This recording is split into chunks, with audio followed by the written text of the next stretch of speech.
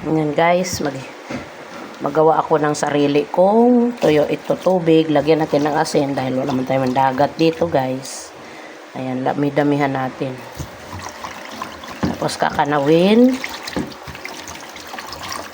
Kasi sa sobrang tindi ng init ngayon, sigurado makaano tayo nito guys.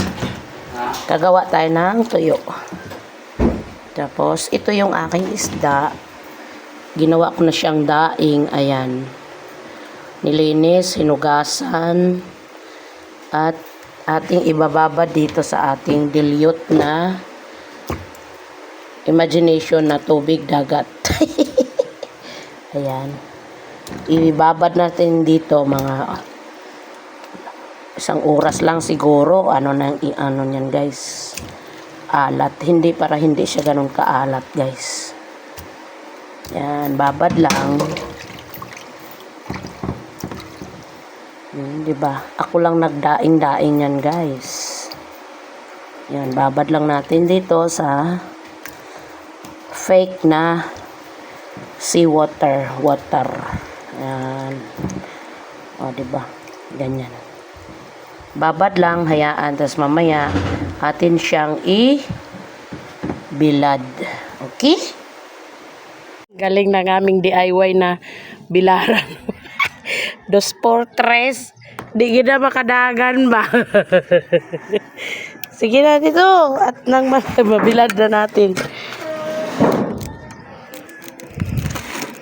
Yan. Salansan ko muna guys.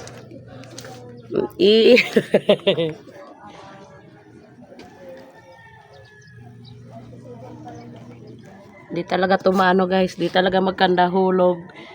Talain mo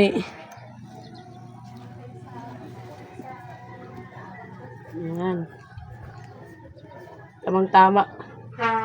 Mamayang hapon. Ano na to guys? Lamayo. Yung ano ba? Kalahati tuyo, kalahati. Yung alangan ba sa pag ano guys? Hirap magtagalog eh.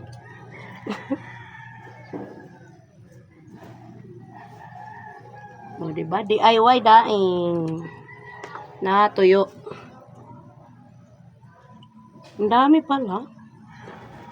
Alam niyo ba guys, yung isda ako 100 pesos lang to guys. Binili ko sa Talipapa halagang 100 pesos. Ang dami.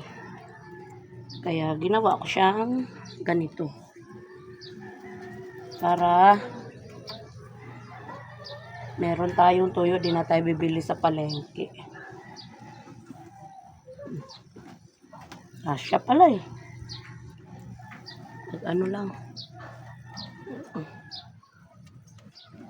2 por 3 kasi. Ay nako.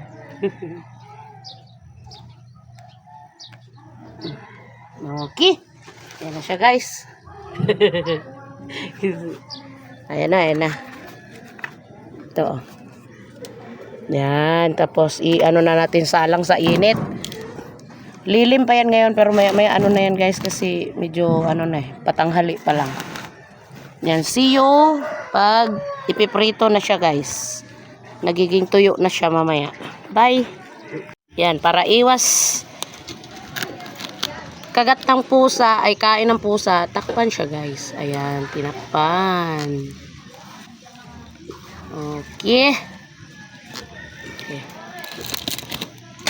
Ayan guys, see you mamaya. Ayan, tinakpan na yan para hindi siya langawin at hindi rin siya kainin ng pusa.